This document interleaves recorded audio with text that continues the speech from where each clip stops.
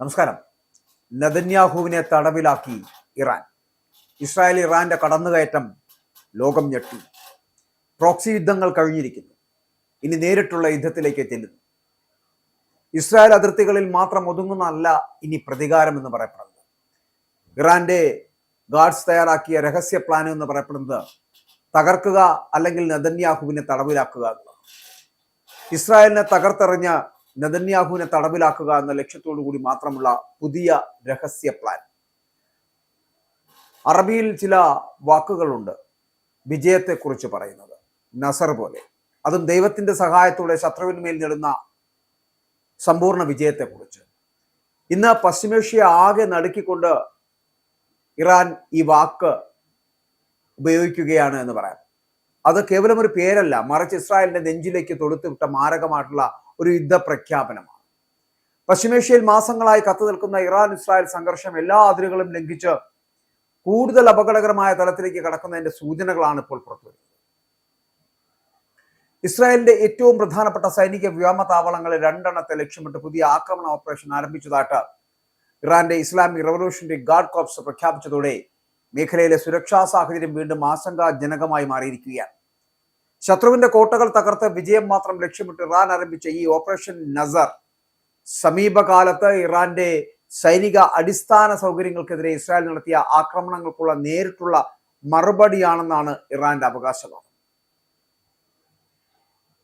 Iranian മാധ്യമങ്ങളായിട്ടുള്ള മെഹർ news agency ഉൾപ്പെടെയുള്ള അവരുടെ report പ്രകാരം ഇസ്രായേലിന്റെ വ്യോമശക്തിയുടെ നട്ടെല്ലായി കണക്കാക്കപ്പെടുന്ന നവാറ്റിം, ടെൽനോഫ് എന്നീ വ്യോമതാവളങ്ങളെയാണ് ആക്രമണത്തിന്റെ പ്രധാന ലക്ഷ്യമായി തിരഞ്ഞെടുത്തത്. ഇസ്രായേൽ വ്യോമസേനയുടെ നിരവധി സുപ്രധാന ദൗത്യങ്ങൾ ഏകോപിപ്പിക്കുന്ന കേന്ദ്രങ്ങളായിട്ടുള്ള ഈ താവളങ്ങൾ രാജ്യത്തിന്റെ ദേശീയ സുരക്ഷാ സംവിധാനത്തിൽ അതീവ പ്രാധാന്യമുള്ളവയാണ്.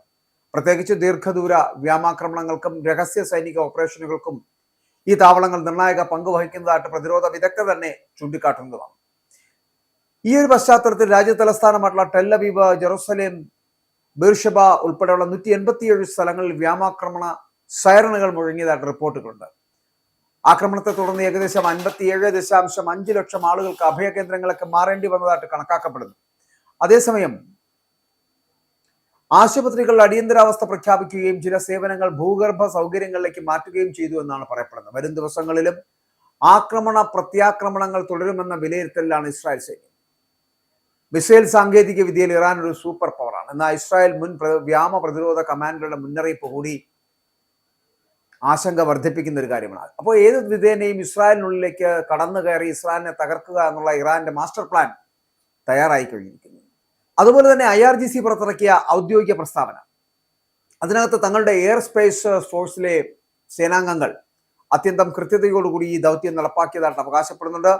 സർവശക്തനായ ദൈവത്തിൽ വിശ്വാസം അർപ്പിച്ചുകൊണ്ട് IRGC എയർഫോഴ്സ് ആ ഫോഴ്സിൽ തന്നെ ധീരരായിട്ടുള്ള പോരാളികൾ നെവാറ്റിം, ടെൽനോഫ് എന്നീ തന്ത്രപ്രധാനമായിട്ടുള്ള വ്യോമതാവളങ്ങളിലെ പ്രധാന കേന്ദ്രങ്ങളെ ലക്ഷ്യമിട്ട് ഓപ്പറേഷൻ നസർ ആരംഭിച്ചിരിക്കുന്നു എന്നാണ് അവരുടെ പ്രസ്താവനയിൽ പറയുന്നത്.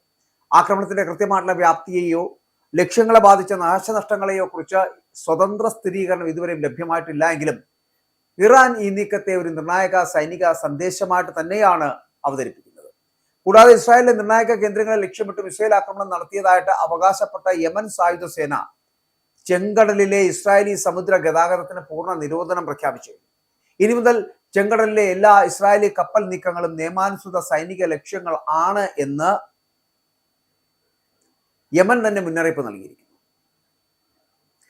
ഇറാൻ, ലെബനൻ, ഗാസ, ഇറാഖ് എന്നിവിടങ്ങളിലെ പ്രതിരോധ മുന്നണികൾക്കെതിരായിട്ടുള്ള അമേരിക്കൻ ഇസ്രായേൽ നടപടികൾക്കുള്ള മറുപടിയായിട്ടാണ് ഈ തീരുമാനത്തെ യമൻ സൈനിക വക്താവ് യഹിയ അസാരി വ്യക്തമാക്കിയിരിക്കുന്നത്. അതേസമയം യുദ്ധത്തിൽ അമേരിക്കയും യൂറോപ്യൻ രാജ്യങ്ങളും നേരിട്ട് ഇടപെട്ടാൽ ബാബൽ മണ്ടബ് കടലെടുക്കും, അവരുടെ കപ്പലുകൾക്ക് അടച്ചിടുമെന്നുള്ള ഒരു മുന്നറിയിപ്പ് കൂടി യമൻ നൽകുന്നുണ്ട്. അതേസമയം സമീപകാലത്തെ ഇറാനിലെ 3 വ്യത്യസ്ത മേഖലകളിലുള്ള റഡാർ ഇൻസ്റ്റലേഷനുകൾക്ക് നേരെ ഇസ്രായേൽ നടത്തിയതായിട്ട് പറയപ്പെടുന്ന മിസൈൽ ആക്രമണങ്ങളാണ് പുതിയ നടപടിക്ക് പിന്നിലെ പ്രധാന കാരണമെന്ന് ഇറാൻ തന്നെ വ്യക്തമാക്കുകയാണ്. രാജ്യത്തിന്റെ വ്യോമ പ്രതിരോധ സംവിധാനങ്ങളുടെ ഭാഗമായിരുന്ന ഈ റഡാർ കേന്ദ്രങ്ങൾ ലക്ഷ്യമിട്ടുള്ള ആക്രമണം ദേശീയ സുരക്ഷയ്ക്കെതിരായ വെല്ലുവിളി അത് തന്നെയാണ് എന്ന് ഇറാൻ വിലയിരുത്തപ്പെടുകയാണ്. അതിനാൽ തന്നെ പ്രതികരണം വൈകില്ല എന്നുള്ള മുന്നറിയിപ്പ് ഇറാനിയൻ സൈനിക നേതൃത്വം തന്നെ നേരത്തെ നൽകുകയും ചെയ്തിരുന്നു. അപ്പോൾ വ്യോമതാവള ആക്രമണത്തിനൊപ്പം മറ്റൊരു ഗുരുതരമായിട്ടുള്ള ആരോപണം ഇറാൻ ഉന്നയിച്ചിട്ടുണ്ട്. രാജ്യത്തിന്റെ തെക്കൻ തീരപ്രദേശത്തുള്ള മഖ്ഷഹർ മേഖലയിലെ പെട്രോകെമിക്കൽ സമുച്ചയവുമായിട്ട് ബന്ധപ്പെട്ട ചില സൗകര്യങ്ങൾക്കും ഇസ്രായേൽ ആക്രമണം നടത്തി എന്നാണ് ഇറാന്റെ അവകാശവാദം. അപ്പൊ രാജ്യത്തിന്റെ ഊർജ്ജ മേഖലയിൽ നിർണായകമായിട്ടുള്ള പങ്കുവഹിക്കുന്ന വ്യാവസായിക മേഖലയായിട്ടുള്ള മഷറിലെ ആക്രമണം എന്ന് പറയപ്പെടുന്നത് സാമ്പത്തിക അടിസ്ഥാന സൗകര്യങ്ങളെ ലക്ഷ്യമിട്ടുള്ള നീക്കമായിട്ടാണ് വിലയിരുത്തപ്പെടുന്നത്. എന്നാൽ ഈ ആക്രമണത്തിൽ ഉണ്ടായിട്ടുള്ള നാശനഷ്ടങ്ങളെ കുറിച്ചുള്ള ഔദ്യോഗിക കണക്കുകൾ ഇതുവരെയും പുറത്തുവിട്ടിട്ടുമില്ല. സൈനിക വിശകലന വിദഗ്ധരുടെ വിലയിരുത്തൽ ഇപ്പോഴത്തെ സാഹചര്യം മുൻകാല ഇറാൻ ഇസ്രായേൽ ഏറ്റുമുട്ടലുകളിൽ നിന്ന് വ്യത്യസ്തമാണ്.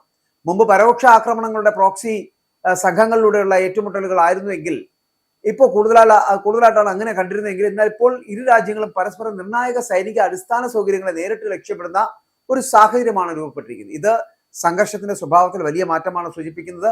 ഓപ്പറേഷൻ നസറിന്റെ പ്രഖ്യാപനത്തോടൊപ്പം തന്നെ IRGC പുറപ്പെടുവിച്ച മുന്നറിയിപ്പും അന്താരാഷ്ട്ര ശ്രദ്ധ പിടിച്ചുപറ്റിയിട്ടുണ്ട്. ഇസ്രായേലോ അതിന്റെ സഖ്യകക്ഷികളോ ഭാവിയിൽ കൂടുതൽ ആക്രമണ നടപടികൾ സ്വീകരിച്ചാൽ പ്രതികരണം ഇസ്രായേൽ അതിർത്തികളിൽ മാത്രം ഒതുങ്ങില്ല എന്നാണ് പറയുന്നുണ്ട്. മാത്രമല്ല മേഖലയിൽ ഉടനീളമുള്ള അമേരിക്കൻ സയനിസ്റ്റ് താല്പര്യങ്ങളും കേന്ദ്രങ്ങളും ലക്ഷ്യമാകുമെന്നാണ് ഇറാന്റെ മുന്നറിയിപ്പ്.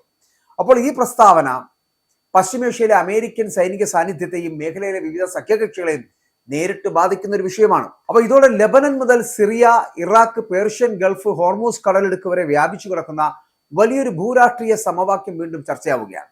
ലോകത്തെ എണ്ണ വ്യാപാരത്തിന്റെ വലിയൊരു വിഹിതം കടന്നു പോകുന്ന ഹോർമൂസ് കടലിടുക്കിൽ എന്തെങ്കിലും സൈനിക അസ്ഥിരത ഉണ്ടാവുകയാണ് എങ്കിൽ അതിന്റെ പ്രത്യാഘാതം ആഗോള ഊർജ്ജ വിപണിയിലും സമ്പദ് വ്യവസ്ഥയിലും ഉടൻ പ്രതിഫലിക്കുമെന്നാണ് വിദഗ്ധരുടെ മുന്നറിയിപ്പ്.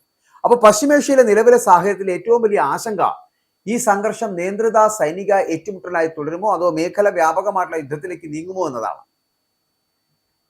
ലെബനനിലെ ഹിസ്ബുള്ള, യമനിലെ ഹൂതി പ്രസ്ഥാനം, ഇറാഖിലെയും സിറിയയിലെയും ഇറാൻ അനുകൂല സായുധ ഗ്രൂപ്പുകൾ എന്നിവയൊക്കെ ഈ സമവാക്യത്തിന്റെ ഭാഗമാണ് എന്നതിനാൽ ഒരു ചെറിയ സംഭവം പോലും വലിയ പ്രാദേശിക പ്രതിസന്ധിക്ക് കാരണമായേക്കും എന്നുള്ള കാര്യത്തിൽ തർക്കമില്ല. അതേസമയം ഇസ്രായേലും ഇറാനും തമ്മിലുള്ള നിലവിലുള്ള സൈനിക നീക്കങ്ങൾ വെറും പ്രതികാര നടപടികൾ മാത്രമല്ല എന്നും ശക്തി പ്രകടനത്തിന്റെയും തന്ത്രപ്രധാന സന്ദേശങ്ങളുടെയും ഭാഗമാണെന്നും നിരീക്ഷകർ വിലയിരുത്തുകയാണ്. എന്നാൽ ഓരോ പുതിയ ആക്രമണവും തിരിച്ചടിയും സംഘർഷത്തിന്റെ തോത് ഉയർത്തിക്കൊണ്ടിരിക്കുന്നതിനാൽ പശ്ചിമേഷ്യയിലെ സുരക്ഷാ അന്തരീക്ഷം കഴിഞ്ഞ വർഷങ്ങളിലേക്കാൾ അപകടകരമായിട്ടുള്ള അവസ്ഥയിലേക്കാണ് നീങ്ങുന്നത് എന്ന് അതിന്റെ ആശങ്ക അറിയിക്കുകയാണ് അന്താരാഷ്ട്ര തലത്തിൽ. ചുരുക്കി പറഞ്ഞാൽ ഈ ഓപ്പറേഷന്റെ പേര് സൂചിപ്പിക്കുന്ന പോലെ തന്നെ ഓപ്പറേഷൻ നസർ ഇറാന് ദൈവത്തിന്റെ സഹായത്തോടെയുള്ള ഒരു സമ്പൂർണ്ണ വിജയമായിട്ട് തീരട്ടെ എന്ന് പ്രത്യാശിക്കാം. കാരണം ചരിത്രം പരിശോധിച്ചാൽ ദൈവം പല രൂപത്തിൽ നേരിട്ടിറങ്ങി വന്ന പുണ്യഭൂമി തന്നെയാണ് ഇറാൻ എന്ന് പറയേണ്ടിയിരിക്കും. ചുറ്റിലും ശത്രുക്കൾ വട്ടമിട്ട് പറന്നിട്ടും വൻ ശക്തികൾ ഉപരോധങ്ങളുടെ ചങ്ങലക്കണ്ണികൾ തീർത്തിട്ടും ഇന്നും അവർ തലയുയർത്തി നിൽക്കുന്നത് ആ ഒരു കരുത്തിന്റെ പിൻബലത്തിലാണെന്ന് പറയേണ്ടിയിരിക്കുന്നു. തങ്ങളെ തകർക്കാൻ നോക്കുന്ന ആ ദുഷ്ടശക്തികളെയും അടിച്ചൊതുക്കുവാൻ ഇറാന് ഇന്നും സാധിക്കുന്നതും അതുകൊണ്ട് തന്നെയാണ് എന്ന് പറയേണ്ടിയിരിക്കുന്നു. ഓപ്പറേഷൻ നസർ ഒരു പരിമിത സൈനിക പ്രതികരണമായിട്ട് അവസാനിക്കുമോ അതോ പശ്ചിമേഷ്യയെ മുഴുവൻ വിഴുങ്ങാൻ സാധ്യതയുള്ള ഒരു വലിയ പ്രാദേശിക യുദ്ധത്തിന്റെ തുടക്കമാകുമോ എന്ന് ലോകം ഉറ്റുനോക്കുമ്പോൾ ഒന്നു മാത്രം വ്യക്തമാണ്: ശത്രുവിന്റെ കോട്ടകളെ നടുക്കാൻ പോകുന്ന ഈ വിജയപ്രഖ്യാപനം വരും ദിവസങ്ങളിൽ ലോക ഭൂപടത്തിലെ നിർണായക ഭൗമരാഷ്ട്രീയ മാറ്റങ്ങൾക്ക് കാരണമാകുമെന്നതിൽ യാതൊരു തർക്കവുമില്ല എന്നുള്ളതാണ്. അതായത് ഇസ്രായേൽ എന്ന് പറയപ്പെടുന്ന ഇത്ര നാൾ എന്താണോ ഇറാനെതിരെ കാട്ടിയിട്ടുള്ളത് അതിന് തക്ക മറുപടി ഇറാൻ നൽകുകയാണ് എന്നുള്ളതാണ് ഇതിലൂടെ വ്യക്തമാകുന്നത്. അതുകൊണ്ട് തന്നെ ഇറാന്റെ ലക്ഷ്യം നെതന്യാഹുവിനെ തടവിലാക്കുക എന്നുള്ളതാണ്. മാത്രമല്ല ഇസ്രായേലിനെ തകർക്കുക.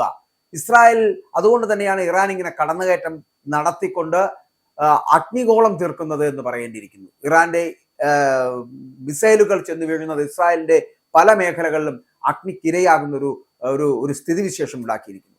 അപ്പോൾ ഇറാൻ പറഞ്ഞതുപോലെ ഇസ്രായേലിനെ തകർത്തെറിയുകയും നെതന്യാഹുവിനെ ജീവനോടെ തടവിലാക്കുകയും ചെയ്യുന്നുള്ള ലക്ഷ്യത്തിലേക്ക് ഇറാൻ നടന്നെടുക്കുകയാണ്.